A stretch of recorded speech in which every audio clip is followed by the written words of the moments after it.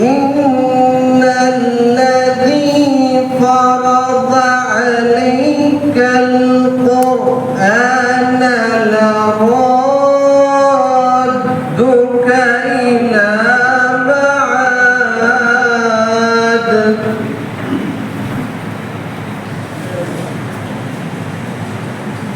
قل رب أعلم من جاء بالهدى ومن هو في ضلال مبين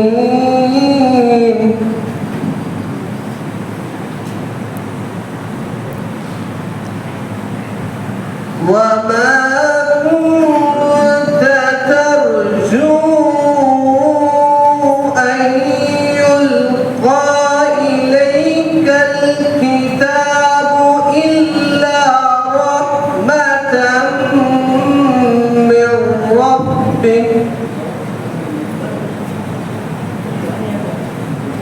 إلا رحمة من ربك فلا تكونن ظهيرا للكافرين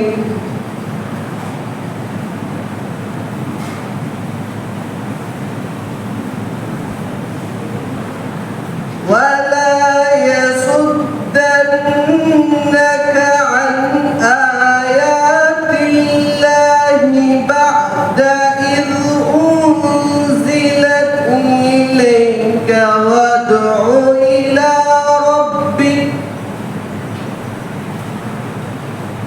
وادع إلى ربك ولا تكونن من المشركين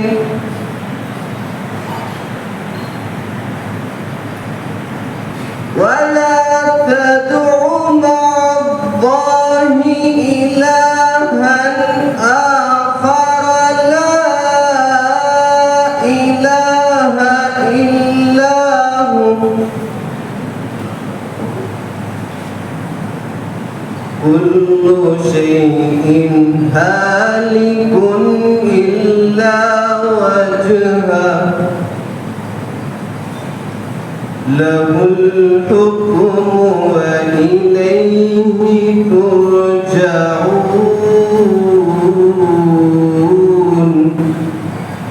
صدق الله العظيم. السلام عليكم ورحمة الله وبركاته. அல்ஹம்துலில்லாஹ். கீதம் மாணவர் எம்.எஸ். பிலால்.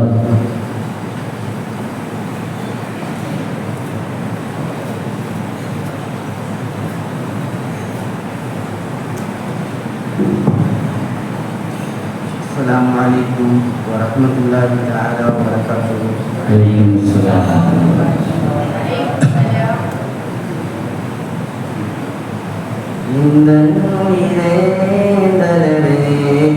கண்கள் தேடும் காதலரே உங்கள் பேச்சில் உள்ளம் முழுகும் நேரங்கள் அனைத்தும் நிமிடங்களாகும் நினைவே ஏந்தல் நபியே உம் புகழ் பாடவா இப்பாடல் வரியின் நாயகரே உமை போற்றவா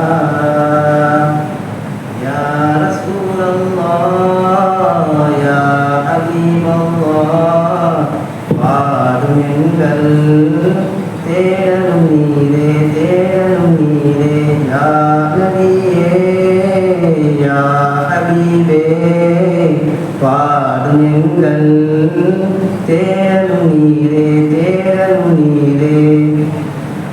கண்ணீரும் கதரும் வல்லை தேடியம் பாதங்கள் போகும் மதினம் நாடி கண்ணீரும் கதரும் வல்லை தேடியம் பாதங்கள் போகும் மதினம் நாடி தாகம் தீரா கண்ணீர் கடலில் மூழ்கிடும் வேளையிலே என் தாகம் தீர்த்து கண்ணீர் துடைப்பீர் காலத்தின் கண்மணியே யா நபியே யா ஹபீபே பாடும் எங்கள் தேடலும் நீரே எந்த உயிரே ஏந்தலரே கண்கள் தேடும் காதலரே உங்கள் பேச்சில் உள்ளம் உருகும் நேரங்கள் அனைத்தும் நிமிடங்களாகும் எனினவே ஏந்தல் நபியே புகழ் பாடவா இப்பாடல் வரியின் நாயகரே உமை போற்றவா மேகங்கள் நிழல் தந்த நேர்மை நபியே நிழலே இல்லா நேரத்தின் நிம்மதி நீரே மேகங்கள் நிழல் தந்த நேர்மை நபியே நிழலே இல்லா நேரத்தில் நிம்மதி நீரே நிழலே நெருங்கா நிஜத்தில் உருவே கனவிலும் வருவீரே நான் பணிவுடன் உமக்கு பணிவிடை செய்ய பரிந்துரை செய்வீரே யா நபியே யா ஹபீபே பாடும் எங்கள் தேடலும் நீரே எந்த உயிரே ஏந்தலரே கண்கள் தேடும் காதலரே உங்கள் பேச்சில் உள்ளம் உருகும் நேரங்கள் அனைத்தும் நிமிடங்களாகும் எனினவே ஏந்தல் நபியே புகழ் பாடவா இப்பாடல் வரியின் நாயகரே உமை போற்றவா நில ஒளியும் தரமிறங்கும் உங்கள் ஒளியில் சிறு பிள்ளையும் தாய் மறக்கும் உங்கள் அன்பில் நில ஒளியும் தரமிறங்கும் உங்கள் ஒளியில் சிறு பிள்ளையும் தாய் மறக்கும் உங்கள் அன்பில் சூரியனும் நெருங்கிடும் அந்த மறுமை வேளையிலே மெய்யேகனின் தூதே அருஷின் நிழலில் இடம்பெற்று தருவீரோ யா நபியே யா ஹபீபே பாடும் எங்கள் தேடலும் நீரே எந்த உயிரே ஏந்தலரே கண்கள் தேடும் காதலரே உங்கள் பேச்சில் உள்ளம் உருகும் நேரங்கள் அனைத்தும் நிமிடங்களாகும் எனினவே ஏந்தல் நபியே புகழ் பாடவா இப்பாடல் வரியின் நாயகரே உமை போற்றவா அஸ்ஸலாமு அலைக்கும் வரஹ்மத்துல்லாஹி வபரகாத்துஹு அல்ஹம்துலில்லாஹ் வரவேற்புரை மாணவர் முகமது ஆரிஃப். السلام عليكم ورحمة الله تعالى وبركاته نحمد الله العظيم ونصلي على رسوله الكريم أما بعد அருளற்ற அருளாளன் நிகரற்ற அன்பாளன் எல்லாம் அந்த அல்லாஹ்வை போற்றி துவங்குகிறேன். கண்ணியத்திற்குரிய அல்லாஹ்வின் நல்லடியார்களே, இந்த வரவேற்பு விழா என்பது ஏதோ சாதாரணமாக வெளியூர் பயணம் மேற்கொண்டு வந்து வரவேற்பதை போன்று உண்டான வரவேற்பு விழா அல்ல. காரணம், இங்கே நாம் வரவேற்று கொண்டிருக்கக்கூடிய இந்த ஹாஜிமார்கள் எல்லாம் அல்லாஹ்வினுடைய விருந்தினர்களாய் தன்னுடைய கடமைகளை நிறைவேற்றி வந்திருக்கிறார்கள். அவருடைய ஒவ்வொரு உறுப்புகளும் அல்லாஹ்வுடைய கட்டளைகளை நிறைவேற்றி வந்திருக்கிறது. அவருடைய கண் நாள்தோறும் கஅபாவை பார்த்திருக்கிறது, நாயகத்தை ஜியாரத் செய்திருக்கிறது. அவருடைய வாய் அவர் ஜம்ஜம் தண்ணீரை பருகி இருக்கிறது. அவருடைய கால் நடங்கள் எல்லாம் நபிகள் நாயகம் ஸல்லல்லாஹு அலைஹி வஸல்லம் நபிமார்கள் நடந்த பூமியில் அவருடைய கால்கள் நடமாடி வந்திருக்கிறது. இப்படி முழுக்க முழுக்க அல்லாஹ்வுடைய அந்த கடமைகளை நிறைவேற்றி வந்திருக்கக்கூடிய இந்த ஹாஜிமார்களை நாம் வரவேற்றுகிறோம். காரணம் என்ன? இது ஹாஜிமார்களை வரவேற்பது முன்னோர்களுடைய சுன்னத் நம்ம பார்க்கிறோம். ரஸாலி ரஹ்மத்துல்லாஹி அலைஹி சொல்லுகிறார்கள், முன்னோர்கள் எல்லாம் ஹஜ்ஜிக்கு போயிட்டு வந்திருக்கிற ஹாஜிமார்கள் வரும் பொழுது சீக்கிரமாக வெகு வேகமாக அவங்களை போய் சந்திப்பாங்களாம், அவங்களை போய் வரவேற்பார்கள். வரவேற்று ஒரு கப்பிலும் பைனா அவனை 2 கண்களுக்கு மத்தியிலே முற்றமிடுவார்கள். காரணம் உமர் ரலியல்லாஹு அன்ஹு சொன்னார்கள், அல் ஹாஜு மக்ஃபூருன் லஹு, ஒரு ஹாஜி இருக்காரு அவருடைய பாவங்கள் மன்னிக்கப்படும். வலிமன் யஸ்தக்ஃபிரு லஹு, இன்னும் யாருக்கு அவர் பாவ மன்னிப்பு தேடுகிறாரோ அவருடைய பாவங்களும் மன்னிக்கப்படும். எதுவரை தெரியுமா? ஃபீ ஷஹரி ذில் ஹிஜ்ஜா வல் முஹர்ரம் வஸ் ஸஃபர் வ 20 மின் ரபீஇல் அவ்வல். துல்ஹஜ் மாசம், இப்போ நடக்கிற முஹர்ரம் மாசம், அடுத்து வருகிற சஃபர் மாதம், அதுக்கப்புறம் வருகிற ரபியுல் அவ்வல் முதல் 20 நாட்கள் வரையிலும் ஹாஜிமார்கள் கேட்கிற அந்த துஆ, அந்த பாவ மன்னிப்பு, அது அல்லாஹ்விடம் ஏற்றுக்கொள்ளப்படும் என்று உமர் ரலியல்லாஹு அன்ஹு அவர்கள் சொல்லியிருக்கிறார்கள். எனவே தான் இது மாதிரியான வரவேற்பு விழாக்கள் நடத்தி அவர்களை வரவேற்கும் முகமாய் அவருடைய துஆவை, அவருடைய அந்த இஸ்திக்ஃபாரை வேண்டி நாம் இது மாதிரியான வரவேற்பு விழாக்களை மனார்குதா மாணவர் மன்றம் நடத்தி கொண்டு வருகிறது. இந்த வரவேற்பு விழாவினை தலைமை பொறுப்பேற்று நடத்தி கொண்டிருக்கக்கூடிய நம் கல்லூரியுடைய முதல்வர் ஹஜ்ரத் கிப்லா அவர்களையும், இன்னும் முன்னிலை வகித்திருக்கக்கூடிய ஏனைய உஸ்தாதுமார்கள், நிர்வாக பெருமக்கள், நம் மாணவ சகோதரர்கள், இன்னும் ஜமாத்தார்கள், குறிப்பாக விழாவின் நாயகர்களாய் வீட்டு இருக்கக்கூடிய ஹாஜிமார்கள், உங்கள் அனைவரையும் வரவேற்க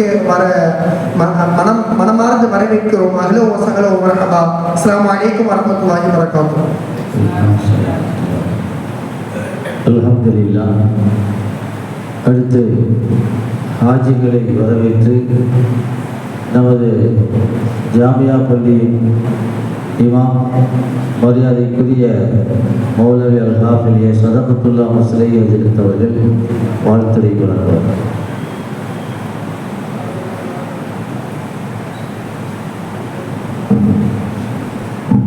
அஸ்ஸலாமு அலைக்கும் வரஹ்மத்துல்லாஹி வபரகாத்துஹு. நிகழ்ச்சியை சிறப்பாக தலைமை தாங்கி நடத்தி கொண்டிருக்கக்கூடிய மரியாதைக்குரிய முதல்வர் ஹசரத் பெருந்தகை உள்ளிட்ட இன்னும் மேடையிலே முன்னிலை வைக்கின்ற அருமையான மூத்த பேராசிரியர் பெருமக்கள், சங்கைக்குரிய உஸ்தாதுகள், ஜாமியா பள்ளியுடைய இமாம் உள்ளிட்ட உலமா பெருமக்கள், குறிப்பாக இந்த நிகழ்ச்சியினுடைய கதாநாயகர்களாக இங்கே கண்ணுக்கு குளிர்ச்சியாக அமர்ந்திருக்கின்ற, கம்பீரமாக அமர்ந்திருக்கின்ற இந்நாள் ஹாஜிகள், முன்னாள் ஹாஜிகள். ஹாஜிகள் எப்போவுமே ஆல்வேஸ் ஹாஜிகள் தான், முன்னாடி ஒன்று இல்லை. ஆமாம், அல்ஹம்துலில்லாஹ். இறை இல்லத்தை சந்தித்து வந்திருக்கக்கூடிய எல்லா ஹாஜிமார்கள், இன்ஷா அல்லாஹ் இனிமேல் ஹஜ்ஜு செய்ய இருக்கின்ற என் அருமையான மாணவ செல்வங்கள், வருங்கால ஹாஜிகளே, ஆமீன். அல்லாஹ் கபூல் செய்வான். ஹஜ்ஜு உம்ரா சென்று வரக்கூடியவர்களை வாழ்த்துவதற்கென்று தேடினால் கொட்டி கிடக்கின்றன கித்தாபுகள், மணிமணியான செய்திகள். ஆனால் மணிமணியான செய்திகளை சொல்வது முக்கியமில்லை, அதை மணியை பார்த்து கொண்டு சொல்ல வேண்டியது முக்கியம். என்றால் மகரீபுக்கும் இஷாவுக்கும் இடையிலே இந்த நிகழ்ச்சி, இதற்கு ஹாஜிகளை ஆற தழுவ வேண்டும் என்ற உச்சபட்ச ஆசையிலே, ஆர்வத்திலே காத்திருக்கின்ற நாம் அதற்கு இடையூறு ஏற்பட்டு விடக்கூடாது இல்லையா? அதனால நான் எப்பொழுதுமே இது மாதிரியான மேடைகளில் உலமாக்கள் சொல்லுகிற அற்புதமான செய்திகளை கேட்பதற்கு ரொம்ப ஆசைப்படுவேன். பேசுவது குறைவு, கேட்பதற்கு ஆனந்தம் எனக்கு. அப்படித்தான் நீங்களும். ஆனாலும் நான் நினைக்கிறேன், தாயகம் திரும்பி இருக்கிற ஹாஜிகளே என்று சொன்னார்கள். ஒரு வகையில் சரிதான். ஆனால் இப்படி சொல்லலாமா? தாயகத்தில் இருந்து தாய் மண்ணிற்கு சென்று தாயகம் திரும்பி இருக்கிற ஹாஜிகளே அப்படின்னு சொல்லலாம் என்று நினைக்கிறேன். என்னாச்சு அஜனுக்கு, என்னாச்சு, நல்லா தானே இருந்தாரு, நினைக்கக்கூடாது. தாயகம் வேண்டுமானால் இந்தியாவாக இருக்கலாம். தாயகம் என்பது எல்லோருக்குமே அவர்கள் பிறந்த மண் தாயகம்.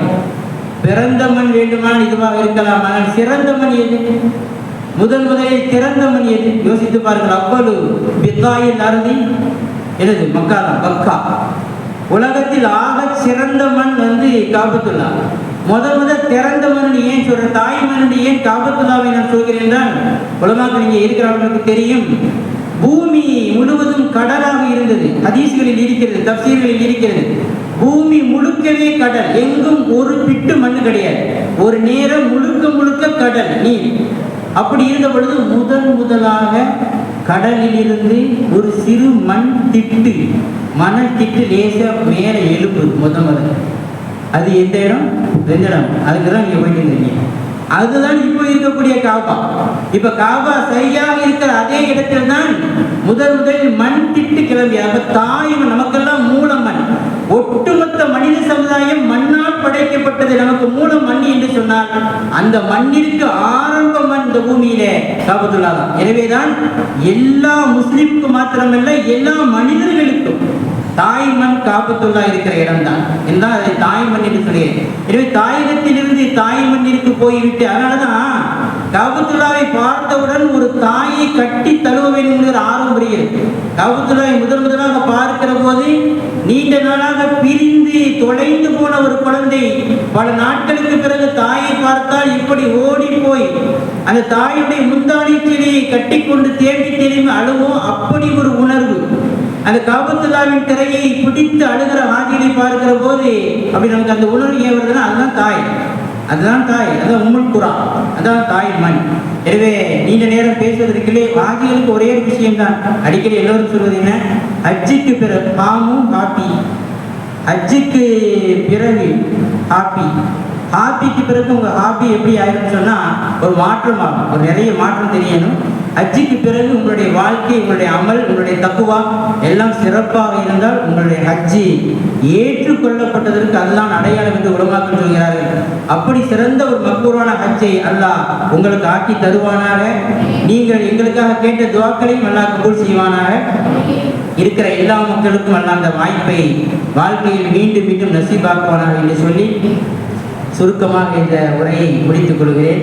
நன்றி தெரிவித்துக் கொண்டு மனார்ஹுதா மாணவர் மன்றத்திற்கு அஸ்ஸலாமு அலைக்கும் வரஹ்மத்துல்லாஹ். அல்ஹம்துலில்லாஹ். மணியை பார்த்து கொண்டே மணிமணியாக பேசி முடித்த ஹஜ்ரத் அவர்களுக்கு ஜஸாக்குமுல்லாஹ். அடுத்து ஹாஜிகளை வாழ்த்தி நமது கல்லூரியின் பேராசிரியர், மனார்ஹுதா மாநகரத்தின் கௌரவ தலைவர் மௌலவி அல்-ஹாஃபிஸ் என் முகமது அலி மிஸ்பாஹி ஹஜ்ரத் அவர்கள் வாழ்த்துகிறார்.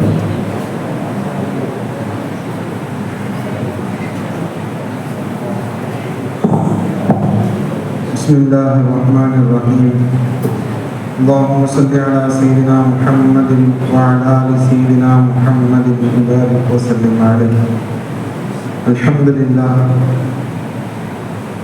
அல்லாஹ்வின் மகத்தான அருளால் ஒரு புனிதம் நிறைந்த ஒரு பயணத்தை முடித்துவிட்டு வந்திருக்கக்கூடிய பாசத்திற்குரிய ஹாஜிமார்களை வரவேற்று இங்கே நிகழ்ச்சிகள் நடந்து கொண்டிருக்கின்றது. அல்ஹம்துலில்லாஹ். அல்லாஹ் தஆலா தங்களினுடைய ஹஜ்ஜுகளை மக்பூலான ஹஜ்ஜாக ஆக்கி அருள் புரிவானாக.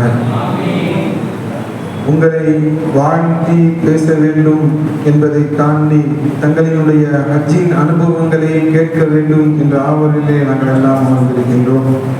நிச்சயம் உங்களுடைய ஹஜ்ஜில் மறக்க முடியாத பல அற்புதமான நிகழ்வுகளை அல்லாஹ் சுப்ஹானல்லாஹு தஆலா உங்களுக்கு தந்திருப்பார்.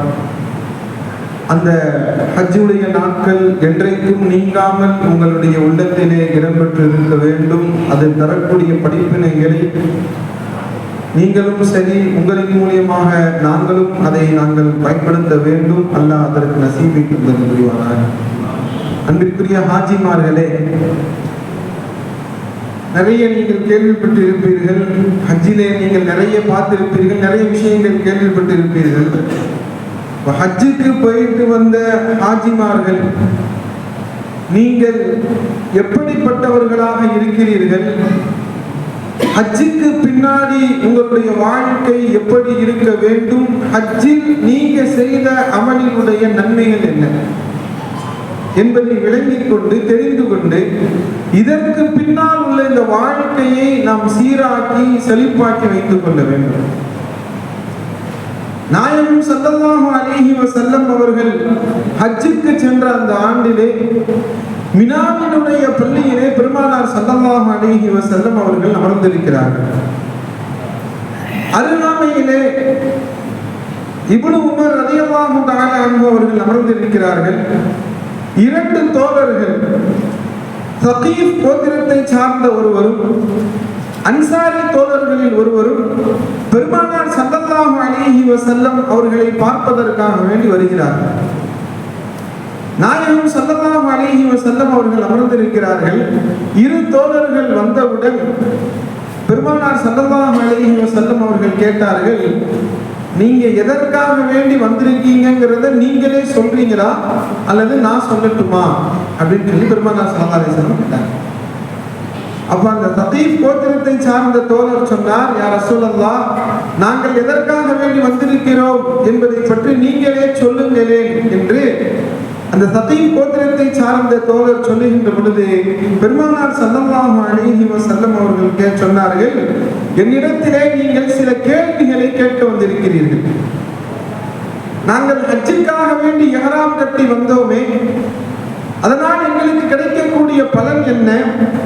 வந்து நாங்கள் கஅபத்துல்லாஹ்வை தவாஃப் செய்தோமே, சஅய் செய்தோமே, அரபாவிலே தங்கினோமே, மினாவிலே தங்கினோமே, ஷைத்தானுக்கு நாங்கள் கல்லெறிந்தோமே, எங்கள் முடிகளை நாங்கள் மடித்தோமே, அதற்கு பின்னால் நாங்கள் தவாஃப் செய்தோமே, இதனுடைய நன்மைகள் எல்லாம் என்ன என்று நீங்கள் கேட்பதற்காக வேண்டிய இடத்திலே வந்திருக்கிறீர்கள் என்று சொன்னவுடன் அவர்கள் மீண்டும் ஒரு முறை அஷ்ஹது அன்னக ரசூலுல்லாஹ் என்று கலிமாவை சொல்லி, ஆம் யா ரசூலல்லாஹ், நாங்கள் அதற்காக வேண்டித்தான் வந்திருக்கிறோம் என்று சொன்ன பொழுது நாயகம் ஸல்லல்லாஹு அலைஹி வஸல்லம் அவர்கள் செய்த அத்துணை நன்மை செயல்களுக்கும் நன்மைகளை அடுக்குகிறார்கள்.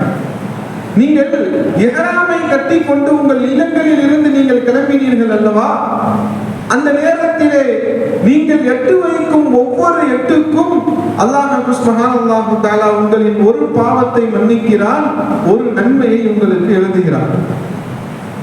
நீங்கள் சஅய் செய்தீர்கள் அல்லவா, கஅபத்துல்லாஹ்விற்கு வந்து கஅபத்துல்லாஹ்வை நீங்கள் தவாஃப் செய்தீர்கள் அல்லவா, அந்த நேரத்திலே அல்லாஹ் சுப்ஹானல்லாஹு தஆலா உங்களுக்காக வேண்டி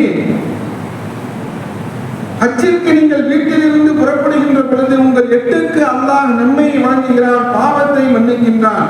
அதே போன்று நீங்கள் தவாஃப் செய்கின்ற பொழுது இஸ்மாயில் அலைஹிஸ்ஸலாத்து வஸ்ஸலாம் அவர்களின் சந்ததிகளில் யாராவது அடிமைகள் ஆகியிருந்தால் அந்த அடிமைகளை உரிமை விட்டால் என்ன நன்மை கிடைக்குமோ அந்த நன்மையை அல்லாஹ் சுப்ஹானல்லாஹு தஆலா உங்களுக்கு தருகிறான்.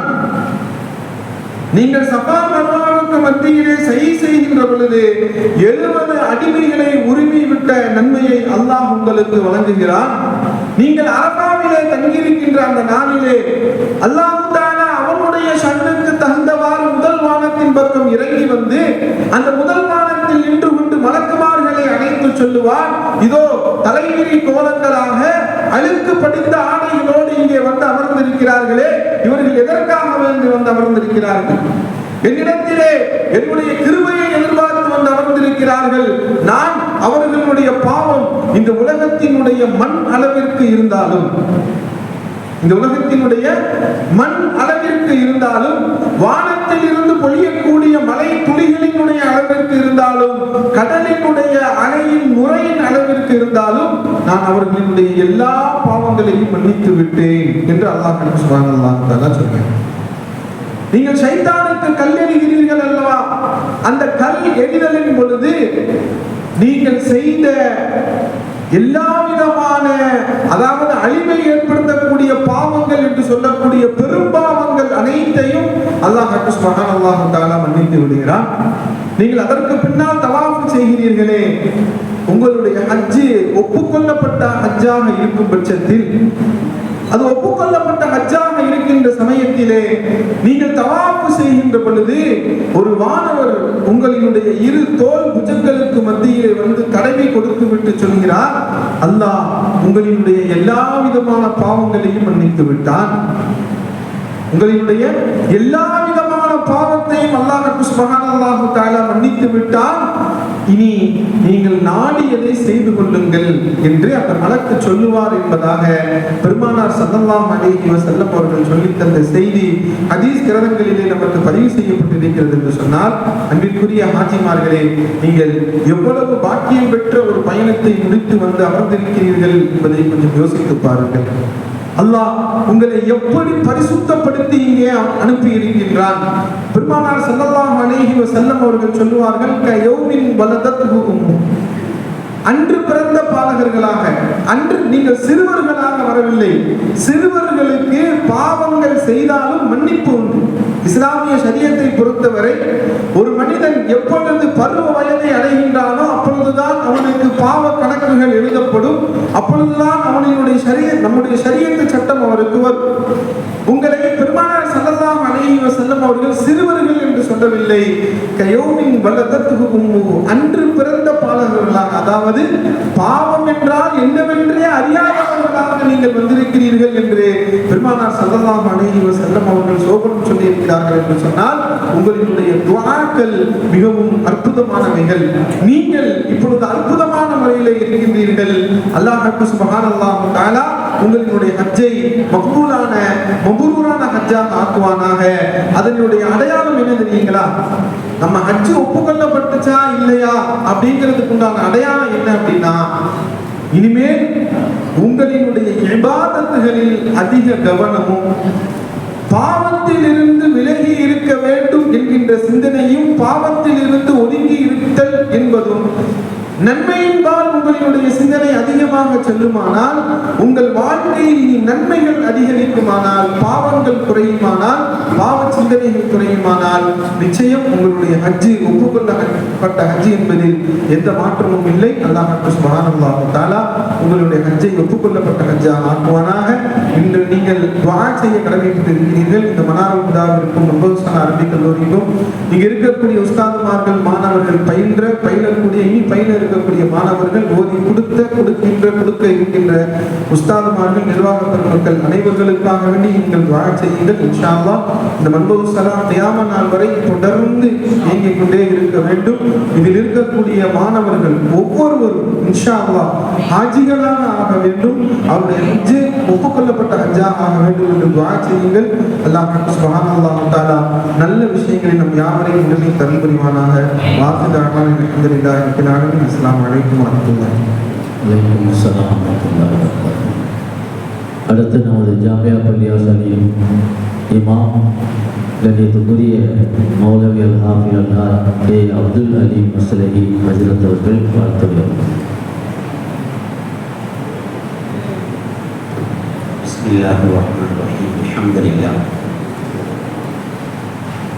அருமையான விழாவிற்கு தலைமை பொறுப்பேற்று நடத்தி கொண்டிருக்கக்கூடிய ஹஸரத் அவர்கள் மற்றும் இங்கே வைக்கக்கூடிய உஸ்தாதுமார்கள், இங்கே புனிதம் நிறைந்த ஹஜ் பயணத்தை நிறைவு செய்து வந்திருக்கக்கூடிய கண்ணியம் நிறைந்த ஆட்சிகள், ஆட்சிமார்கள், ஜமாத்தார்கள், குறிப்பாக மாணவ செல்வங்கள் அனைவருக்கும் எனது இனிய சலாத்தை தெரிவித்தவனாக எனது மணியை பார்த்து பேசுறதுனால் மணியான உரையை ஆரம்பம் செய்கிறேன். அஸ்ஸலாமு அலைக்கும் வரஹ்மத்துல்லாஹி தஆலா வபரகாத்துஹு. மாணவர்கள் ஒவ்வொருவரும் ஆஜியலாக வேண்டும் என்று கணேசன் பெருமத்துவா சொல்ல வந்துட்டு 2-3 பேர் வேகமாக ஆமி தொட்டாங்க. 7 வருஷம் இல்லாமல் அடுத்த வருஷமே அஜிஞ்சிட்டு ஓடிடலாம் அப்படிங்கிற மாதிரி. அந்த அர்த்தம் கிடையாது, தெரியுதுங்களா? அந்த 2-3 பேர் யாரு? தனிப்பட்ட பண்ண அதுக்கு சொல்லணும். அதாவது ஆலிமாகி ஆட்சி ஆகணும், அல்லது ஆட்சி ஆனாலும் ஆலிமாக நியத்து வச்சுக்கிட்டு அதானே. ஏன்னா வேகமாக சொல்ல பார்த்தா நானும் இஸ்லாமியத்தை பயணித்தோம். நான் 3 பேர் இவ்வளோ வேகமாக சொல்கிறாங்களோ அடுத்த வருஷமே அச்சீவ்மெண்ட் எஸ்கேப் பெறணும் போட்டிருக்கேன் அப்படின்னு சொல்லிட்டு அதுவும் தெரியல. இங்கே நான் ஒரே ஒரு விஷயத்தை சொல்லி நிறைவு செய்ய ஆசைப்படுகிறேன். கதபல் முரீது இலா ஷேஹிஹி ரிசாலத்தன் ஹசனா, இப்படி ஒரு வார்த்தை இமாம் கஸாலி ரஹ்மத்துல்லாஹி அவர்களுடைய கிதாபை படித்து பார்த்தேன். அதை இந்த ஆட்சிகளுக்கு ஒரு செய்தியாக சொல்லி நிறைவு செய்ய ஆசைப்படுகிறேன். ஒரு ஷேഖுக்கும் முரீதுக்கும் மத்தியில் நடந்த ஒரு அற்புதமான உரையாடல். அந்த உரையாடலுடைய நிறைவிலே நமக்கு கிடைக்கக்கூடிய ஒரு அற்புதமான படிப்பு. ஷேக் முரீதை பற்றி நமக்கெல்லாம் தெரியும். ஒரு முரீத் கடிதம் எழுதுகிறார் தன்னுடைய ஷேഖுக்கு. இமாம் கஸாலி அவர்கள் தன்னுடைய கிதாபில் எழுதுகிறார். என்ன கடிதம் அப்படின்னு பார்த்தீங்கன்னா, ஏற்கனவே நான் பயான்ல சொல்லியிருக்கேன், இருந்தாலும் இந்த இடத்துல பொருத்தமாக இருக்கும் அப்படிங்கிறதுக்காக நான் ஞாபகம் பண்ணுறேன். என்ன கடிதம் எழுதுறாரு அப்படின்னா, ஷேக் அவர்களே எனக்காண்டி துவா செய்யுங்க.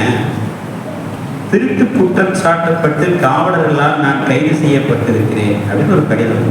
நல்லா கவனிக்கணும். ரோல் இருந்தாலும் நல்லா கவனிக்கணும். ரோல் மாடலாக வைக்கிறதுக்கு திருட்டு குற்றம் சாட்டப்பட்ட நான் காவலர்களால் கைது செய்யப்பட்டிருக்கிறேன் என்று ஒரு கடிதம் எழுதுகிறார். இந்த காலமாக இருந்தால் எக்ஸ்பிரஸ் பண்ணியிருப்பாங்க, அந்த காலத்தில் அது கிடையாது இல்லை. அதனால ஒரு கடிதம் வருது. அந்த கடிதத்தை படித்த ஷேக் அவர்கள் பதில் எழுதுகிறார்கள். ஷேக் ஒரு இடத்துல இருக்காங்க, முரீது இன்னொரு இடத்துல இருக்கிறாரு. இது கடித போக்குவரத்துக்கு உண்டான ஒரு காலகட்டம். அன்றைய காலகட்டத்தை வந்து கடிதம் கொடுத்தா புரிய முறையில் சேர்க்கக்கூடிய நடைமுறைலாம் இருந்தது.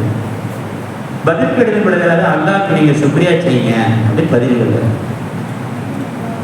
அதை படித்து பார்த்த முரீதுக்கு ஒரு ஆச்சரியம், எவ்வளோ கவலையாக கடிதம் எழுதியிருக்கோம், சுக்ரியா செய்யணும்னு ஷேக் அவர்கள் எழுதியிருக்கிறாங்களே அப்படின்னு சொல்லிட்டு ஒன்றும் சொல்லலை. திரும்ப ஒரு வாரம் கழிச்சு இன்னொரு கடிதம் வருகிறது. ஷேக் அவர்களே துவா செய்ய, என்னுடைய குற்றம் நிரூபிக்கப்பட்டு நான் சிறையில் அடைக்கப்பட்டு விட்டேன். ஆனால் நான் குற்றம் செய்யலை, ஆனால் அநீதமான முறையில் குற்றம் நிரூபிக்கப்பட்டு நான் சிறையில் அடைக்கப்பட்டிருக்கிறேன் அப்படின்னு சொல்லி எனக்காண்டி துவா செய்ய சொல்லிட்டு ஷேக்கு கடிதம் எழுதுறாரு. ஷேக்கு பதில் கடிதம் எழுதுனாங்க, அல்ஹம்துலில்லா அல்ஹம்துலில்லா அல்ஹம்துலில்லா என்று நீங்கள் அல்லாஹ்வுக்கு அதிகமாக சுக்ரியா செய்யுங்கள் என்று பதில் தருங்க. வேற எதுவும் எழுதுங்க. அவருக்கு அதை படிச்சுட்டு அப்படியே ஆச்சரியமா இருக்கு. முதல்ல திருட்டு குற்றம் சாட்டப்பட்டதுக்கு அல்ஹம்துலில்லா சொல்ல சொன்னாங்க. அடுத்து ஒரு கடிதம் எழுதுனா 3 வாட்டி அல்ஹம்துலில்லா சொல்லி அல்லாஹ்வுக்கு ரொம்ப சுக்ரியா செய்ய சொல்றாங்க. என்ன ரொம்ப போச்சு அப்படின்னு சொல்லிட்டு ஒன்றும் சொல்லலை. இன்னும் சற்று நாட்கள் கழிந்து, ஒரு வாரம் கழிந்து திரும்ப ஒரு கடிதம் எழுதுகிறார் முரீது. ஷேக் அவர்களே, சிறையில் என்னை எங்கே அடைத்திருக்கிறார்கள் என்றால் ஒரு நெருப்பு வணங்கியோடு என்னை அடைத்து விட்டார்கள். நான் தொழுவக்கூடியவன், அவர் நெருப்பு வணங்கி காலங்காத்தால என்ன பண்றாரு அப்படின்னா புகையெல்லாம் மூட்டிட்டு அந்த நெருப்பு வணங்க ஆரம்பிச்சுறாரு. என்னால சரியா தொழுவ கூட முடியல, எனக்காண்டி துவா செய்ய அப்படின்னு ஒரு கடிதம் எழுதுறாரு. ஷேக் அவர்கள் அதை படித்துவிட்டு அல்ஹம்துலில்லா அல்ஹம்துலில்லா அல்ஹம்துலில்லா அல்ஹம்துலில்லா அல்ஹம்துலில்லா சும்மா அல்ஹம்துலில்லா நிறைய வாட்டி அல்லாஹ்வுக்கு சுக்ரியா செய்ய அப்படின்னு பதில் கடிதம். இந்த இடத்துல நான் நிறுத்துவேன். மாணவர்கள் பார்க்குறாங்க, முடிச்சுட்டு போயிட வேண்டியதான் அப்படின்னு. ஏன் இப்படி பதில் கடிதம் வந்தது? இது ஆட்களுக்கு இந்த சிந்தனைக்காக நான் விட்டாலும் கூட மாணவர்களுக்கும் சொல்லிக் கொள்கிறேன். ஒரு காலம் நம்முடைய உஸ்தாதுக்கு ஒரு மாணவர் இப்படி கடிதம் எழுதி 2வது கடிதத்தை இப்படி பதில் வந்துன்னா வேலையே கிடையாது. நம்ம என்ன கவலை எழுதுனா அல்ஹம்துலில்லாஹ் சொல்ல சொல்றாரு. மனுஷன் ஓர காலத்தான் தொந்தரவு பண்ணா இப்போமா அப்படிங்கிற மாதிரி ஒரு பதில் வந்துடும். தெரியுங்களா? அதுவும் வாட்ஸ்அப் உலகம் கேட்கவே வேண்டாம். ஆனா அந்த ஷேக் அவர்கள் ஏன் இப்படி கடிதம் எழுதினார்கள்? இமாம் கஸ்ஸாலி அவர்கள் அழகாக நிறைவு செய்வார்கள் அந்த சம்பவத்தை. இந்த 3வது கடிதத்துக்கு பதில் எழுதுகின்ற பொழுது இப்படி எழுதுவார்கள், நீங்கள் அல்லாஹ்வுக்கு அதிகமாக சுக்ரியா செய்யுங்கள் என்று நான் சொன்னேன். முதல் கடிதத்திலும் சொன்னேன், 2ஆம் கடிதத்திலும் சொன்னேன், 3ஆம் கடிதத்தில் நிறைய சுக்ரியா செய்யுங்க ஏன் சொன்னேன் அப்படின்னா, அல்லாஹ் நினைத்திருந்தால், நான் கஸ்ஸாலி அவர்கள் அல்லாஹ் நினைத்திருந்தால் அந்த நெருப்பு வணங்கியுடைய இடத்தில் உங்களை வைத்துவிட்டு அந்த நெருப்பு வணங்கியை உங்களுடைய இடத்தில் வைப்பதற்கு எவ்வளவு நேரம் ஆகும். ஆனால் அல்லாஹ் அப்படி செய்யாமல் அற்புதமான ஈமான்தாரியாக உங்களை ஆக்கி வைத்திருக்கிறானே. திருட்டு குற்றம் அநியாயம்தான், சிறையில் அடைக்கப்பட்டது அநியாயம்தான், நெருப்பு வணங்கியோடு போட்டது அநியாயம்தான், இதெல்லாம் ஒரு சோதனை. ஆனால் மிக பெரும் கிஃப்டாக இருக்கக்கூடிய ஈமான் உங்களுடைய மனதிலே இருக்கிறது. அந்த நெருப்பு வணங்கிய இடத்தில் அல்லாஹ் உங்களை ஆக்காமல் ஈமான்தாரியாக ஆக்கியதற்காக நீங்கள் அல்லாஹ்வுக்கு சுக்ரியா செய்யுங்கள் என்று அந்த கடிதம் நிறைவு பெறுகிறது. இமாம் கஸ்ஸாலி அவர்கள் இந்த சம்பவத்தை தங்களுடைய ஐயாவுக்கு அழகாக குறிப்பிடுவார்கள். நான் இந்த இடத்துல ஆஜிமார்களுக்கு சொல்லக்கூடிய செய்தி ஒன்றே ஒன்றுதான், நீங்கள் நிறைய நன்றி கடன்பட்டு இருக்கிறீர்கள். என்ன அதற்கு ஒரு டீயை ரோலை வந்துட்டு இப்படி சொல்றீங்களா அப்படின்னு பார்க்காதீங்க. எங்களுக்கு அல்ல, நல்லா இருக்கு. ஏனென்றால் எத்தனையோ பேர்கள் இருக்கின்ற பொழுது உங்களை அல்லாஹ் தஆலா இந்த இடத்தில் உட்கார வைத்திருக்கிறான் ஆஜிகளாக. இன்னும் சற்று நாட்களுக்கு முன்னால் போனால் காபத்துல்லாவில் உட்கார வைத்தான், மினாவிலே உட்கார வைத்தான், அரபாவை உட்கார வைத்தான். அற்புதமான ஜம்சம் நீரை அதிகமாக அருந்தக்கூடிய வாய்ப்பை தந்தான். எல்லாரும் கனவாக இருக்கக்கூடிய எங்கள் உயிரினும் மேலான கண்மணி நாயகம் ஸல்லல்லாஹு அலைஹி வஸல்லம் அவருடைய ரௌதாவில் நின்று சலாம் சொல்லக்கூடிய அற்புதமான பாக்கியத்தை அல்லாஹ் தந்திருக்கிறான். எனவே நீங்கள் அதிகமாக நன்றி செய்யுங்கள். எத்தனையோ பேர்கள் ஏங்கி தவித்துக் கொண்டிருக்கக்கூடிய அந்த அற்புதமான ஹஜ்ஜுடைய பாக்கியம், ஹாஜி என்ற அந்த அற்புதமான அந்த விஷயம் எல்லோருக்கும் அல்லாஹ் கொடுத்து விடுவது கிடையாது. இஸ்மாயில் வரவேற்பாளர் வழியனுப்பாளர் சொல்றதுதான், தான் நாடியவர்களுக்கு கொடுக்கிறான்.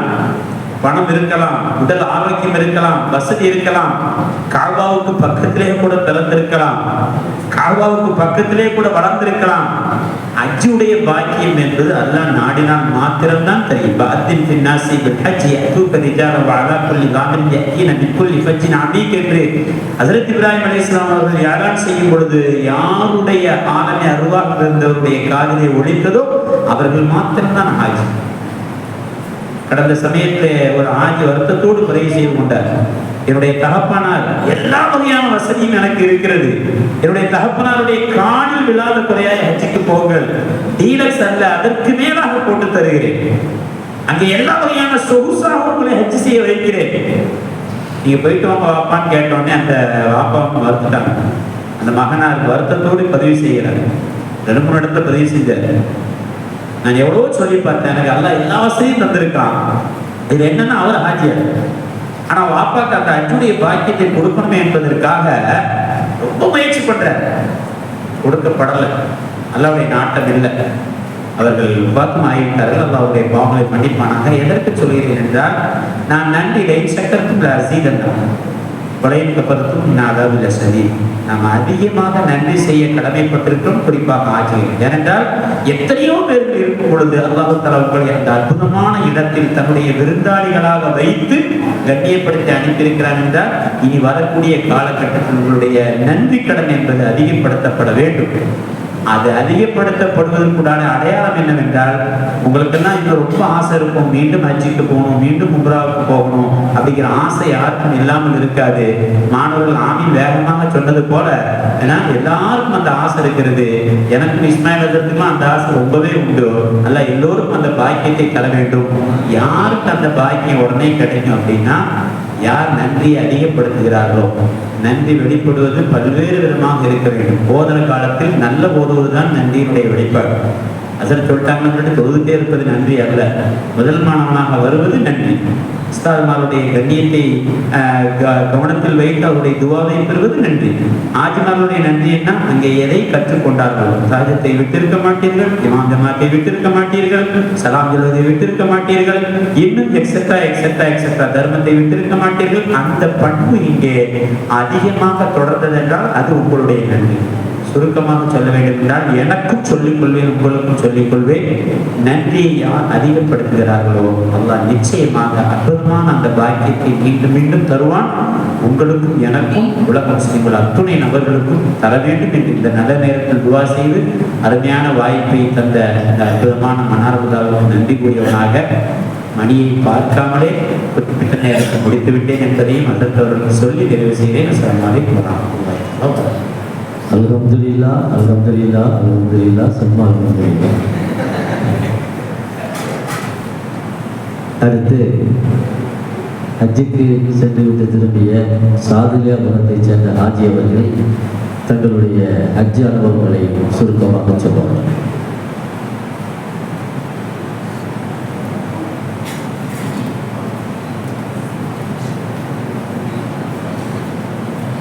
அஸ்ஸலாமு அலைக்கும்.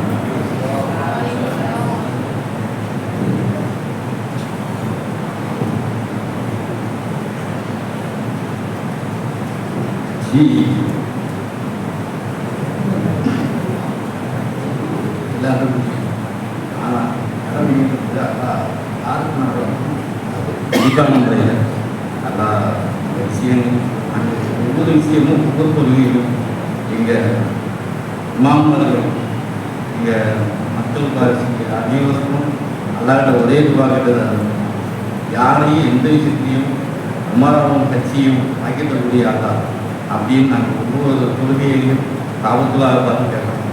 அதே மாதிரி இங்கே யார் யாரும் எப்படி வச்சாங்களோ ஒரு சலாம் கொடுத்து அவ்வளோ பேருக்கும் ரசூலாக ஒவ்வொரு வளத்துக்கும் உள்ளே கடத்தில் மாற்றம் இல்லாமல் ஒவ்வொரு வெயில் இங்கேயோட சரியான வெயில்.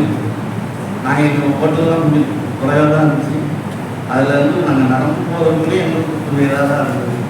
அதுலேயுமே நாங்கள் உள்ளே போய் கடத்தில் போய் போடுவோங்கிற ஒரு ஆர்வத்தில் நாங்கள் ரொம்ப ஒரு இதாகவே இருக்கும். ஜிம்மா காலையில் 8 மணிக்கு உள்ளே போகணும். அல்லாவோட பெரிய பாக்கியம் எங்களுக்கு ரூம் தான் எங்களுக்கு கிடச்சிது. ஜிம்மா அங்கே எங்களுக்கு கிடச்சது பெரிய பாக்கியம் இருந்துச்சு. அல்லா ரசூலுல்லாஹ் அந்த ஒவ்வொரு விஷயமும் அது எப்படி சொல்கிறாங்கன்னா எங்களுக்குலாம் எதுவுமே சில விஷயங்கள் தெரியாமல் இருக்கும். இன்னைக்கு உங்களோட இபாபாக்கும் எங்கள் இஸ்மாலாம் எங்களுக்கு ரொம்ப ஒரு விஷயம்லாம் சொல்லி கொடுத்தாங்க. இப்போ நாங்களும் ஒரு சில விஷயங்கள்ல வந்து அது முயற்சி எடுக்கிறதுனால அல்லாவும் நாடணும் நம்மளோட முயற்சி இருக்கும். நாங்கள் ஒரே ஒரு சொன்னாங்க, நீங்கள் எப்போ போனாலும் சரி ரசூலுல்லாஹ்க்கு ஒரு உம்ரா செஞ்சிருங்க. அன்னைக்கு நாங்கள் உம்ராக்கு போயிருக்கும்போது ஒரு உம்ரா செஞ்சோம் ரசூலுல்லாஹ்க்கு. இன்னைக்கு எங்களுக்கு ஒரு கட்சியோட பாக்கெட்டை 3 வருஷத்துக்கு வந்து செஞ்சதுனால இன்னைக்கு 3 வருஷத்துக்கு பிறகு எங்களுக்கு கட்சியோட பாக்கெட்டு கொடுத்தாங்க. இந்த விஷயம் நீங்கள் ஒவ்வொரு இதுவும் நீங்கள் எந்த கடமை கிடைச்சாலும் சரி ரசூலுல்லாஹ்க்கு ஒரு உம்ரா செஞ்சுருங்க. எவ்வளோ விஷயங்கள்லாம் சரி எனக்கு தெரிஞ்சது அதுதான். அந்த விஷயத்தை தான் நான் இப்போ உங்களை எதிர்த்து. அஸ்ஸலாமு அலைக்கும் வரஹ்மத்துல்லாஹி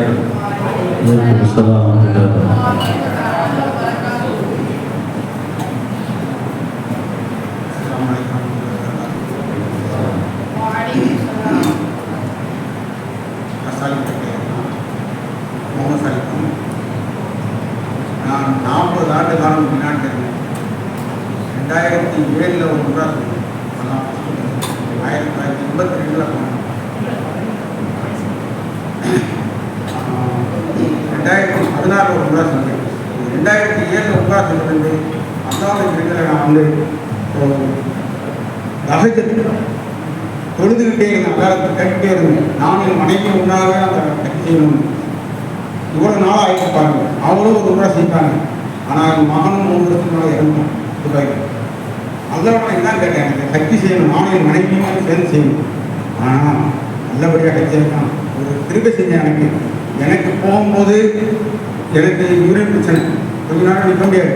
என் ஒய்ஃபுக்கு அல்சர், நல்லா குறைச்சிங்க. நான் எப்படியா கட்சி செய்யணும் கடவுள் கூடலாம். அதே மாதிரி 5 நாள் என் மனைவி அவங்க சாப்பிட்டாங்க. எந்த பிரச்சனையும் இல்லை. அல்லாவுடைய இருக்கிற எந்த பிரச்சனையும் இல்லை. அதே மாதிரி எனக்கும் நான் இதில் அரஃபால துவா செஞ்சுட்டு 6 மணிக்கு மகரிப் 6:50 மாதிரி முடிஞ்சோடனே சொல்லலை நேராக போனேன். அதில் இருந்து 3 மணி நேரம் ரயில்வே ஸ்டேஷன் நின்று 10 நிமிஷம் ரன்னிங்கு. ஆனால் 3 மணி நேரம் நின்றுங்க. கரெக்டாக 9:30 மணிக்கு அங்கே சேர்ந்தோம். காலையில் விடிய காலம் 3 மணிக்கு எழுந்திரிச்சோம். நான் சொல்லிட்டு எல்லாம் முடிஞ்சுட்டு காலையில் 3 மணிக்கு எழுந்திரிச்சோம். அது வரைக்கும் எனக்கு இவ்வளோ பிரச்சனை இல்லை. அந்த அளவுக்கு அல்ல என்னை காப்பாற்றி கொடுத்தான். அதே மாதிரி மறுபடியும் இந்த பகலான தபாவு செய்கிறதுல வந்திருக்கும் போது எனக்கு சரியான கால் வலி. தவா பண்ணிட்டு சை பண்ணிட்டு ஒரு இடத்துல உட்கார்ந்த நான் என் மனைவிக்கு கையெல்லாம் காலில் கையெல்லாம் வச்சாப்புல 2 பாகிஸ்தானி எங்கேருந்து வந்தாங்கன்னு எனக்கே தெரியாது. வந்து 2 காலையும் முடிச்சு அமைத்து விட்டு அந்த மசாஜ் மாதிரி பண்ணி விட்டுட்டு அதோட போயிட்டாங்க. அல்லாவோட உதவி இருந்ததுனால தான் அன்றைக்கி நான் வெளியே வரணும்னு செஞ்சாங்க. எல்லாம் வர முடியாது. எனக்கு எல்லாம் நிறைய உதவி செஞ்சுருக்காங்க. எங்கள் ஒய்ஃபுக்கும் நிறைய உதவி செஞ்சுருக்கோம். அதே மாதிரி அவங்க நடந்து போயிட்டு இருக்கும்போது மயங்கி விடுற மாதிரி போயிட்டாங்க. ஒரு சின்ன பையன் வந்து தண்ணி கொடுத்தா தண்ணி பாட்டு கொடுத்த குடித்த உடனே ரொம்ப நடந்தாங்க. இவ்வளோ காரியம் இருந்துச்சு. அல்லாஹ்வுடைய நம்பிக்கை வைங்க. கண்டிப்பாக அல்லாஹ் கூட கண்டிப்பாக ஹஜ் செய்ய வைப்போம். நீங்கள் எந்த காரியம் நினைச்சாலும் சரி அல்லாஹ் முழுமையான நம்பிக்கை வைங்க. இது என்னுடைய வாழ்க்கையில் உள்ள அனுபவம். அல்ஹம்துலில்லாஹ். எனக்கு இது மாதிரி சொல்கிறதுக்கு ஒன்றும் வாய்ப்பு இல்லை.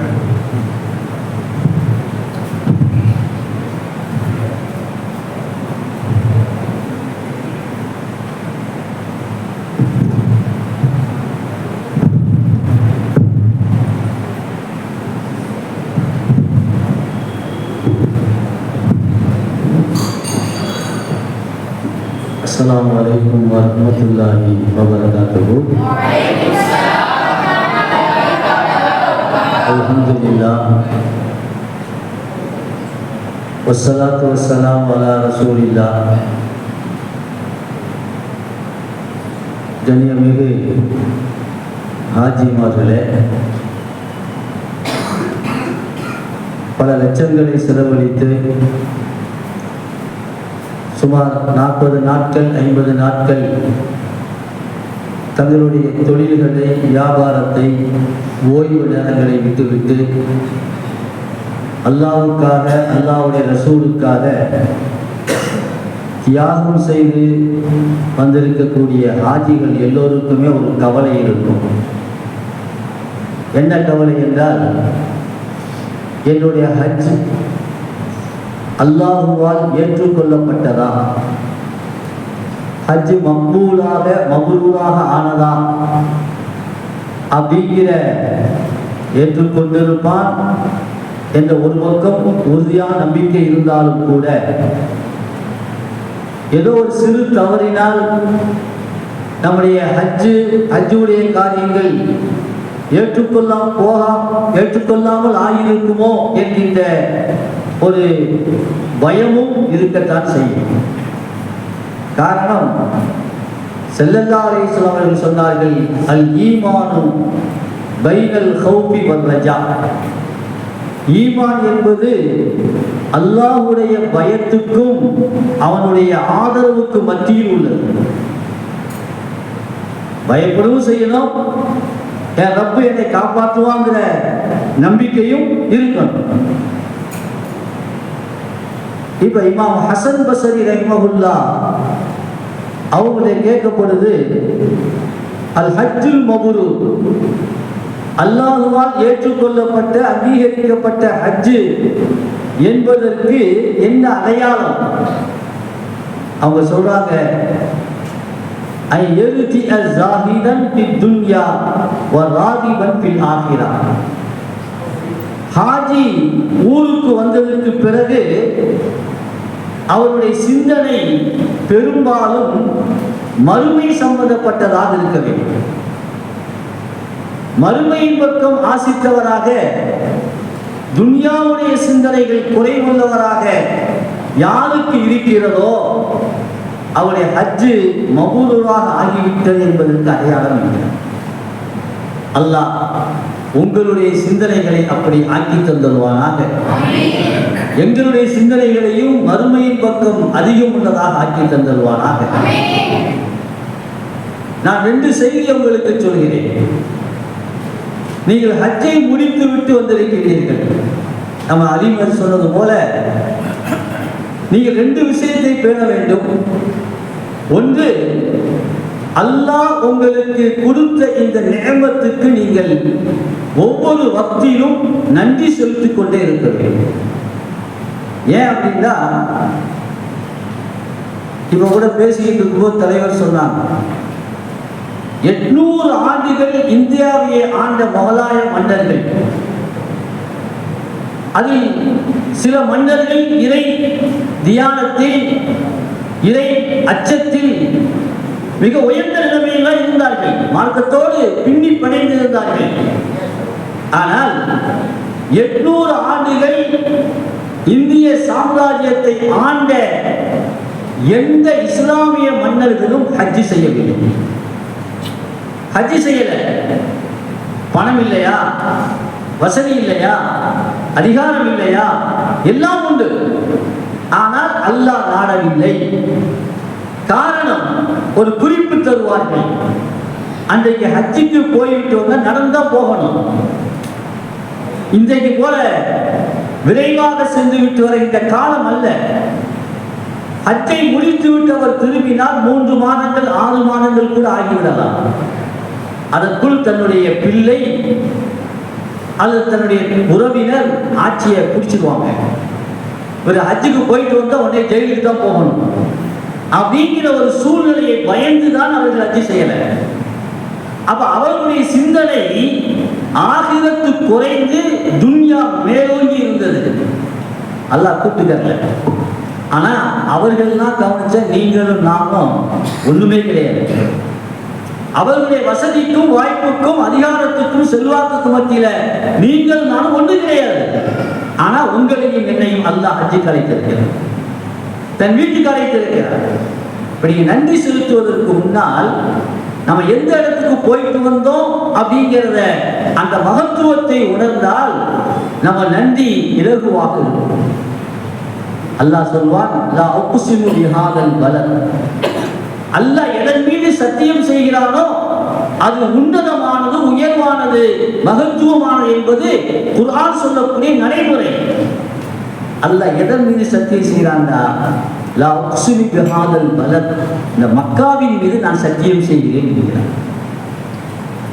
மக்காவின் மீது சத்தியம் செய்கிறேன் என்று சொல்லிவிட்டு அந்த மக்காவில் ஒருவன் வரம்பு மீறினால் அவனுக்கு என்ன தண்டனை? வமை யுருது ஃபீஹி பிஇல்ஹாதின் பிலுல்மின் நுதிப்புஹு மின் அஸாபின் அலீம். அதே கஅபத்துல்லாவில் மக்காவில் ஒருவன் வரம்பு மீறினான், அவனை சொல்ற அல்லாஹ் சொல்றான் நுதிப்புஹு மின் அஸாபின் அலீம், கடுமையான வேதனையால் அவர்களை நாம் சுவைக்க செய்வோம் என்கிறார். இதுல முஃபஸ்ஸிரீன்கள் சொல்லுவாங்க, ஹரம்ல மக்காவில் இருந்துகிட்டு பெரிய பாவம் செய்யறது அல்லாஹ்வை கோபப்படுத்து என்பதல்ல. சில இமாம்கள் சொல்கிறார்கள், யார் மக்காவில் இருந்துகிட்டு அல்லாஹ் தான் நம்ம எல்லாம் காப்பாற்றணும், அங்கே கொடுக்கக்கூடிய உணவு இந்த உணவு சரியில்லை அப்படின்னு ஒருவன் சொன்னால் அவன் இல்ஹாதில் கட்டுப்படுவான். அவனுக்கும் முதிர்குமின் அலாவின் அலீம் அது கட்டுப்படுவான். நம்ம வீட்டில் உட்காந்து சொல்லலாம் சாப்பாடு சரியில்லை, அது ஹோட்டலில் காசு கொடுத்து சாப்பிட்றான் சாப்பாடு சரியில்லை என்று சொல்வது இயல்பான ஒன்று.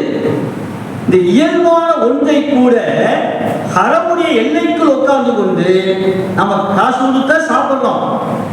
அந்த சாப்பாடு கொஞ்சம் முன்ன பின்ன இருந்தாலும் கூட அங்கேயும் நம் நாவில் இருந்து அல்ஹம்துலில்லாஹ் வந்திருக்க வேண்டும், அல்ஹம்துலில்லாஹ் வந்திருக்க வேண்டும். இன்னொன்னு சொல்லுவாங்க, அப்படி அங்கே இருக்கின்ற காலகட்டத்தில் யாரையாவது, வேற யாரும் இல்லை, நமக்கு பணிவிடைக்கு ஒருத்தர் நியமிக்கப்பட்டிருக்கிறார், சாப்பாடு கொண்டு வருவது ஏதோ ஒன்று, அவரை கூட நாம் தவறாக பேசக்கூடாது. அவரை நாம் தவறாக பேசினாலும் கூட அது இல்ஹாதில் கட்டுப்படும். வரம்பு மீறுவதில், எல்லை மீறுவதில் கட்டுப்படும். அதற்குண்டான தண்டனை நுதிப்புஹு மின் அஸாபின் அலீம், கடுமையான வேதனையை சுவைக்க செய்வோம் என்று அல்லாஹ் சொல்கிறார். அவ்வளவு புனிதமான இடத்துக்கு போயிட்டு வந்திருக்கீங்க. இன்னொன்று சொல்வார்கள் இந்த ஆயத்துடைய விளக்கத்துல, இப்ப இங்க இருக்கிற நம்ம எல்லாத்துக்குமே நம்ம சிந்தனை கூட எங்க இருக்கு சொல்லுங்க? கஅபத்துல்லாஹ்ல இருக்கு. போயிட்டு வந்த ஹாஜிகளுக்கு சரி, முன்னாள் ஹாஜிகளுக்கு சரி, நாளைக்கே போகணும் அப்படிங்கிற துடிப்பில் இருக்கக்கூடிய எல்லோருக்குமே நம்ம சிந்தனை பூரா அந்த 1 மணி நேரம் கஅபத்துல்லாஹ்வை சுத்திக்கிட்டே இருக்கு. எழுதுகிறார் தஃசீருடைய விளக்கத்துல, யார் தங்களை சொந்த ஊரில் இருந்து கொண்டு அவருடைய சிந்தனை எல்லாம் கஅபத்துல்லாஹ்வை நோக்கி இருக்குமோ அவன் சிறந்த மனிதன். யாரை விட தெரியுமா? மக்காவுல கஅபத்துல்லாஹ் உட்கார்ந்துகிட்டு தான் ஊரை பத்தி சிந்திச்சுட்டு இருக்கிறானா இல்லையா, அவனை விட தன் சொந்த ஊரில் இருந்து கொண்டு கஅபத்துல்லாஹ்வை யார் சிந்திக்கிறான் அவன் சிறந்தவன். அந்த அளவுக்கு முக்கியத்துவம் உள்ள ஊருக்கு தான் போயிட்டு வந்திருக்கீங்க. அதான் சஹாபாக்களை எவ்வளவு கண்ணியப்படுத்துவாங்கன்னா, வரலாற்றில் கஅபத்துல்லாஹ்வை நீச்சல் அடித்துக் கொண்டு தவாப் செய்த முதல் நபர் யாருங்க? கஅபத்துல்லாஹ்வை எப்பயும் தவாப் நிற்கக்கூடாது. நம்ம பார்ப்போம், பரலான தொழுகை நடந்துகிட்டு இருக்கோம், 2 பேர் தவாப் செஞ்சுக்கிட்டு இருப்பாங்க. எத்தனை மணிக்கு போனாலும் 4 பேர் தவாப் செய்து கொண்டு இருப்பார்கள். நம்ம 3 மணிக்கு போனா திரியாருக்கு செய்யலாம் பார்ப்போம், அங்க ஒரு கூட்டணிக்கும். அப்ப எந்த நேரத்திலும் தவாப் நின்று விடக்கூடாது அப்படிங்கிற ஒரு சூழல்ல கடுமையான வெள்ளம். அப்துல்லா இப்னு ஸுபைர் ரலியல்லாஹு தஆலா, காபத்துல பள்ளமான இடம், தண்ணி இப்பயாவது அதுக்கு வடிகால் இருக்கு, அன்னைக்கு வடிகால் கிடையாது. தண்ணி சூழ்ந்து கொண்டது, எல்லோரும் வெளியே போய்விட்டார்கள். அப்துல்லா இப்னு ஸுபைர் ரலியல்லாஹு அவர்கள் தான் நீச்சல் அடித்துக் கொண்டே தவாப் செய்தார்கள். காரணம், அந்த நேரம் கூட தவாப் நின்று விடக்கூடாது. அதே ஒரு சூழ்நிலை 1941 கடுமையான வெள்ளம் ஏற்பட்டு தவாப் செய்ய முடியாத ஒரு சூழல் வருகின்ற பொழுது அலியுல் அலவி என்கின்ற நபர் அவர் தவாப் செய்தார் நீச்சலிச்சுக்கிட்டே. 2015 மௌத்தானார்.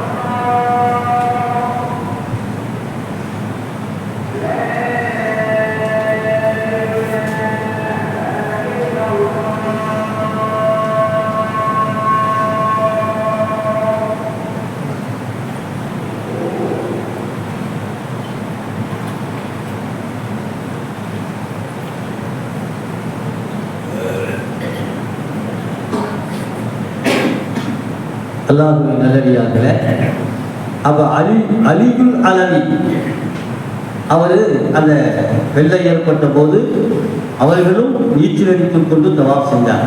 2015 தான் மௌத்தானார்கள். அப்ப நம்ம தேடி பார்த்தால் நீச்சல் அடித்துக் கொண்டு தவாப் செய்தவர்கள் தான் 2 பேர் தான் காட்டாங்க. ஒன்று அப்துல்லா பின் ஜுபைர் அலி சஹாபாவுடைய காலம், இன்னொன்று அலியுல் அலவி. இப்ப நெட்ல அடிச்சாலும் அவர் போட்டோவோட வந்துடும். 2015 மௌத்தானாங்க. அப்ப அவ்வளவு சிறப்புமிக்க இடத்துக்கு அல்லாஹ் அவங்களை கூட்டிட்டு போயிட்டு வந்திருக்கிறான். யாருக்கும் கிடைக்காத பாக்கியம். நினைத்தவர்கள் எல்லாம் போய்விட்டு வந்து விட முடியாது. அதற்கு பிறகு அந்த ஹஜ் மப்ரூராக இருக்க வேண்டுமையானால் நீங்கள் அதிகமாக அல்லாஹ்வுக்கு என்ன செய்ய, ஷுக்ர் செய்ய.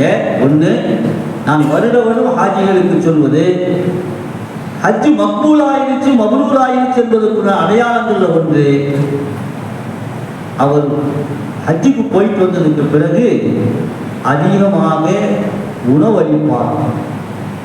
நிறைய இமாம்கள் சொல்கிறார்கள். அது உறவுகளுக்கோ சொந்தங்களுக்கோ ஏழைகளுக்கோ அவருடைய வீட்டில் அல்லது குடியேறிய பணம் கொடுத்து உணவு வாங்கி கொடுத்து ஏழைகளுக்கு அவர் தானாக உணவு கொடுக்கக்கூடிய பழக்கம் ஹஜ்ஜுக்கு முந்தைய காலத்தை விட பிந்தைய காலம் அதிகரித்திருக்கும். அப்படி அதிகரித்து இருந்தால் அவருடைய ஹஜ்ஜு மக்பூல் மப்ரூர் என்பதற்கு அடையாளம் என்று சொல்லித் தருகிறார்கள். அல்லாஹ் தஆலா உங்களுடைய ஹஜ்ஜை அப்படிப்பட்ட மக்பூலான மப்ரூரான ஹஜ்ஜாக அல்லாஹ் ஆக்கி தந்தல்வானாக. உங்களுடைய எல்லா அமல்களையும் அல்லாஹ் கபூல் செய்தல்வானாக. நம் அனைவருக்கும் ஹஜ்ஜுடைய பாக்கியத்தை உம்ராவுடைய பாக்கியத்தை அல்லாஹ் தஆலா தந்தல்வானாக என்று துஆ செய்து நான் விடைபெறுகிறேன். அடுத்து நன்றி உரை மாணவர்.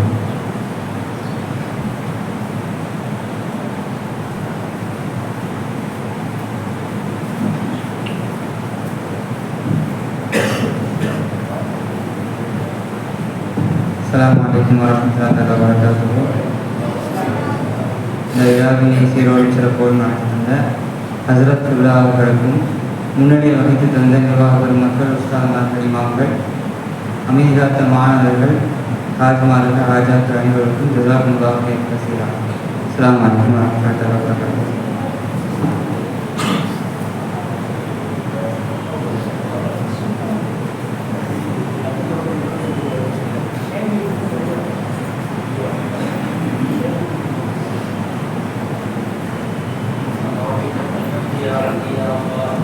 صل على سيدنا محمد وعلى آل سيدنا محمد وبارك وسلم عليه. اللهم اغفر لنا ذنوبنا وخطايانا كلها يا رب العالمين. اللهم يا مقلب القلوب ثبت قلوبنا على دينك وطاعتك وإيمانك وإسلامك ومحبتك ومحبة رسولك والشوق لقائك يا الله. اللهم شرفنا بالتقوى وجملنا بالعافية وارزقنا الجنة يا رب العالمين.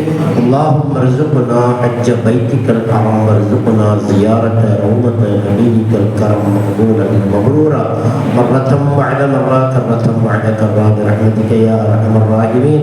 اللهم ارزقنا رزقا حلالا طيبا ورزقا واسعا مباركا. اللهم بارك لنا فيما رزقتنا وارحمنا برحمتك يا أرحم الراحمين. اللهم طول حياتنا وحياة أهلنا وحياة أولادنا بالأعمال الصالحات. اللهم إنا نسألك الهدى والتقى والعفاف والغنى. اللهم إنا نعوذ بك من ضيق الدنيا وضيق يوم القيامة برحمتك يا أرحم الراحمين. وصل على النبي محمد وعلى آله وصحبه أجمعين. سبحان ربك رب العزة عما يصفون وسلام على المرسلين والحمد لله رب العالمين.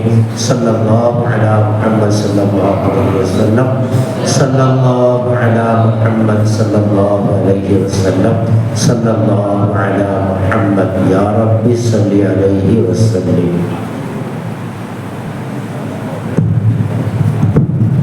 மாணவர்கள் வரிசையாக இருந்த ஹாஜிமார்கிட்ட முசாவா மட்டும் செஞ்சுக்கங்க. தொழுகிட்ட